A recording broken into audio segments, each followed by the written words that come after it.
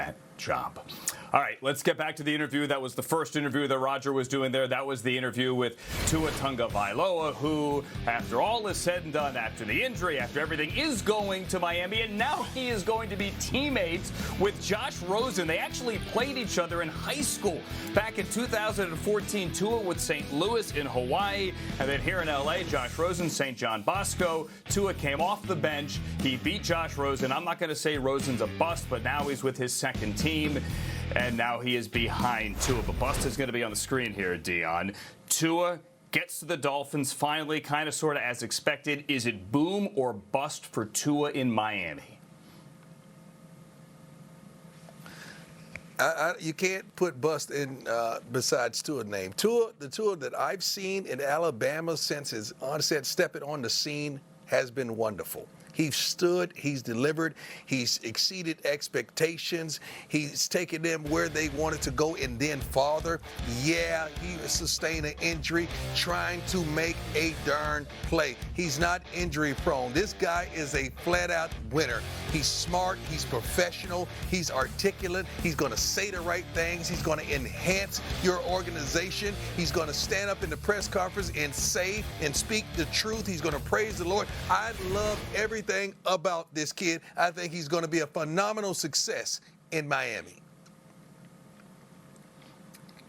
He kind of has that leadership it factor, and you saw that in high school. That video we just showed you there, St. Louis High School back in Honolulu, and you saw that certainly with Alabama as well. Dak Prescott also has that it factor with the Cowboys, and now he has a new wide receiver to throw to as CeeDee Lamb somehow fell to number 17, and Jerry Jones sitting on the boat could not pass that one up. And once Dak gets there and signs that contract, whether it's a 1 year or a full extension, he has Ezekiel Elliott and Amari Cooper and Michael Gallup as well. This, Deion, for an offense that was at the top of the league last year, how does CeeDee Lamb make that offense better?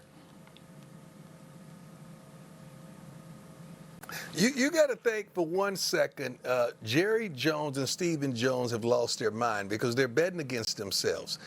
You're lingering with a financial situation with Dak Prescott, and you give him a poised receiver on top of the league's best offensive producing team. And this team is also top 5 in scoring, top 6 in scoring. Let me tell you something. Dak Prescott is going to be better than he was last year. I know he has some critics and some doubters, but I think he performed tremendously. How could he not? They had the most yards in the NFL in a top 6 scoring team. They're going to be better. You're going to have threats on both sides of the field. You're going to have someone in the slot that can work it and get open. And Dak is going to do what he does. And it's going to open so many more things for Ezekiel Elliott. Now all this offensive line needs to do is stay healthy because you got all the weapons you need on the outside. I just want the defense to stand up and say, hey, we're here. We're going to stop somebody so we can get the ball back into the offensive hands. Made some defensive picks as well. Neville Gallimore, Robinson at corner, so they did add some pieces there. But when everyone thought they're going edge rusher or corner at 17, CeeDee Lamb is sitting there, and it was too good, I think we all agree, to pass up. Thank you, Deion Sanders. Let's get more on the Cowboys now from our Jane Slater. Crazy discipline. That's how one of my Cowboys sources described this year's draft. Staying put at 17 and 51, they got what they considered to be one of the best players on the board in wide receiver CeeDee Lamb and corner Trayvon Diggs in the second round that some experts had going as high as the first. They managed to address needs at defensive line, traded up for a center who, interestingly enough, comes from Wisconsin, where recently retired Travis Frederick held from. They even got a late-round quarterback, something Mike McCarthy had wanted. In Green Bay, he developed young guys for draft value. Analysts and fans seemed incredibly pleased, and I'm told that while improving their roster is a 365, 24/7 job, they don't feel like there is a need that they have to address right now.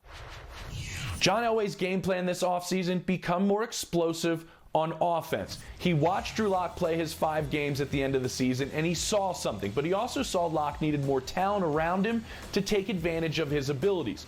So Elway went and got Melvin Gordon in free agency. He got Jerry Jeudy in the first round, who many believe is the best receiver in this draft. And in the second round, got KJ Hamler, who's the speedster to break the top off of defenses. And they also asked for Lock's opinion when they brought in his tight end from college before they made the signing. This is his offense. But as Vic Fangio told me, when things start up on Monday, when he can virtually start learning with their offensive coordinator, Pat Shurmur, it's going to be by trial and error. He said it's critical what the two of them can accomplish. He said it's going to be aggressive and they're going to push the limits. Everything falls on Drew Lock to make this offense work. John Elway has given him the keys to a lot of new toys. The Lions used 9 picks in the draft to address needs across the board, but perhaps none more glaring than cornerback, given the departure of Darius Slay. Now enter in 3rd overall pick Jeff Okudah, cornerback out of Ohio State. Next, it was the 35th pick overall. Dynamic running back DeAndre Swift out of Georgia, added to an offense that hasn't had a 1,000-yard rusher since 2013. I asked General Manager Bob Quinn, given the uncertainty of the offseason and its programs, what's the expectation these guys are starters on day one? Immediately, he said of Okudah, I would hope that he will be the starter on day one. If there's no offseason program, could it take him a couple of weeks? Possibly. But he is a mature, smart kid. He has confidence that even with a 6-week virtual offseason program, he'll know the defense and be capable. As for Swift, Quinn said, we will use multiple backs. No doubt he'll be a big part of the package, but this will be running back by committee. All in all, Quinn wants to get these guys in the building, shake their hands, sign their contracts, and get to the practice field. Raiders quarterback Derek Carr is paying close attention to this draft. General Manager Mike Mayock says he's received several texts from Carr that simply read, wow. That's one way to describe wide receivers Henry Ruggs and Bryan Edwards and versatile running back Lynn Bowden. The 4th round of the draft brought cornerback Amik Robertson to the silver and black. Robertson says he has a point to prove, not just that the Raiders didn't make a mistake, but that they drafted the best DB in this class. Fellow 4th rounder guard John Simpson joins a deep squad of Clemson Tigers heading to Vegas. That includes 3rd round pickup linebacker Tanner Muse. So after 3 days, 7 picks, Mayock says that speed, versatility, and toughness comprise the first ever Las Vegas Raiders draft class. Those players are heading to Vegas. We obviously did not for the draft, but here's the best part about this draft and the draft-a-thon. It's raising money. Look at that. More than 100 back with me now as we include, gentlemen, not just the draft, but free agency as well. Brian, start with you. Which team, now that the draft is over, has improved the most this offseason? Well, I think you got to start with Tampa Bay because obviously you begin with the GOAT and then you add Gronk and the thing, they added another offensive lineman in free agency in the draft. Their first pick was the offensive lineman out of Iowa, Wirfs. So, yeah, I mean, right away, Tom Brady, he's got a group around him now, particularly with Gronk, to kind of anchor it out of the tight end position that is going to rival that 2007 group where they, broke all the records, went undefeated. I'm not going to say they're going to go 16-0 necessarily, but they're going to be pretty darn good, like we've not seen for a while. And the balance they're going to bring to it and the aggressive style, obviously, of the organization and Bruce Arians, the, no risk it, no biscuit mentality. It's going to be fun to watch, and it's going to be fun to watch Tom Brady in a division, maybe the best quarterback division in the NFL, with Tom Brady, Drew Brees, Matt Ryan, and we'll see how Teddy Bridgewater does as well.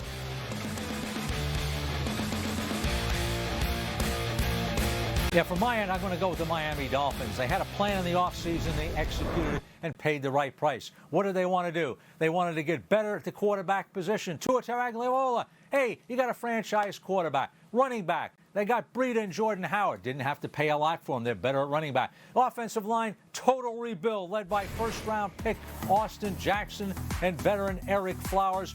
Solid player at the guard. Now they go to defense. What did they want to do? Right off the bat, they go out and get Byron Jones as a corner. Now you got Howard on one corner, Jones is the other. You got 2 lockdown press corners. Then at the defensive front, they had Raquan Davis in the middle, big physical guy. But on the outside, there's the bell. It's my time to get out of here. Anyway, there you got defense. You got Shaq Lawson, Emmanuel Ogbah. He can stop the run. Voinoy can rush, and so can Curtis Weaver. There you go. My time's up. You're hearing the bell. All right, Charlie, if you want to go grab your phone and hit end on that, I thank you kindly as we see the Dolphins draft picks here on the screen, all the way down to Malcolm Perry in the 7th round, the former Navy midshipman who probably has to switch to a scat back or a slot receiver position. Thank you, Charlie, and thank you, Brian Billick. I could make an argument as well that the Chiefs have improved, and all they did last February is win the Super Bowl. I mean, look what they did over 3 days of the draft. Clyde Edwards-Helaire is my favorite player in the entire draft. Granted, I'm partial to short guys. James Palmer caught up with the running back out of LSU and asked him about Andy Reid comparing him to Brian Westbrook. Didn't really have to look at anything on him. He was my guy on Madden. So I used to play a Philly, and I used to have Westbrook, just absolutely running the numbers up on Madden. So being able to be compared to him, I mean, to me, for a guy like me, he's a great. He's in the same category for me as far as my skill set. Barry Sanders, Brian Westbrook, Kevin Falk, Marshall Falk. He's in that category for me. So I was absolutely, ecstatic when I heard the comparison. So now it's, I have to go in and show my worth. Well, we're going from Joe Burrow to Patrick Mahomes. That's a pretty good college quarterback to the best NFL quarterback. We could say the best college quarterback to the best NFL quarterback. What's your take on Pat and kind of that he's going to be the guy running you in this offense, really the biggest name, and some people could say sports right now, is your new quarterback? I mean, it still really didn't set in, but I know it's gonna be special. After I was picked, Pat tweeted out the old Shaq little meme. Yeah. That's self-explanatory in itself. I know he's completely ready, and I'm completely ready. So, I mean, with all the weapons that we have on the outside and just this offense in a total. And me, I feel like everybody's just going to complement each other, and it's only going to just